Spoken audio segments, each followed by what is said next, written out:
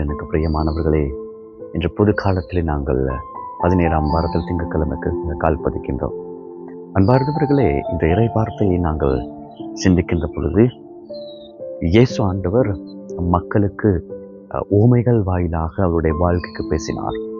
அவர் ஊமைகளை பாவிப்பதன் ஊடாக இறையரசை பற்றி போதிப்பதற்கு இலகுவான முறையில் புரிந்து கொள்ளக்கூடிய வகையில் அவர் விண்ணரசை பற்றி மக்களுக்கு எடுத்து சொல்கின்றார்.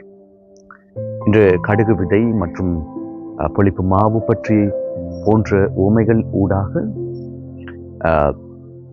இறைவார்த்தையை நம்பி விசுவாசிக்கின்றவருடைய வாழ்க்கை விண்ணரசுக்கு சொந்தக்காரர்கள். கடுகு விதை எவ்வளவு சிறிதாக இருக்கின்றதோ, அந்த கடுகு விதை மரமாக வளர்ந்து வருகின்ற பொழுது அதிலே பல விதமான நன்மைகளை பறவைகள் மற்றும் மனிதர்கள் போன்றவர்களுக்கு பயன் தரக்கூடியதாக இருக்கின்றது. அன்பார்ந்தவர்கள், எங்களுடைய விசுவாசம் குன்றியதாக இருக்கின்ற பொழுது விண்ணரசு எவ்வாறாக இருக்கின்றது,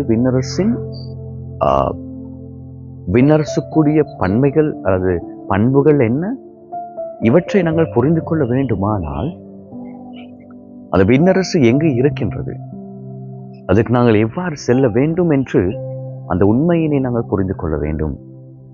அன்பார்ந்தவர்களே, விண்ணரசு வெளியிலே எங்கும் இல்லை, எங்களுக்குள்ளே, எங்களுடைய அன்றாட வாழ்க்கையிலே அது எங்களுக்குள்ளே புரிந்து கிடைக்கின்றது. நாங்கள் அதனை கண்டுபிடிக்க வேண்டும், நாங்கள் அதனை வெளிக்கொண்டு வேண்டும். அப்படி நாங்கள் அதனை எங்களுடைய வாழ்க்கையினூடாக அதனை கொண்டு வருகின்ற பொழுது, அன்பார்ந்தவர்களே, அந்த விசுவாசம் மற்றவர்களுக்கு சிறிதாக இருந்தாலும்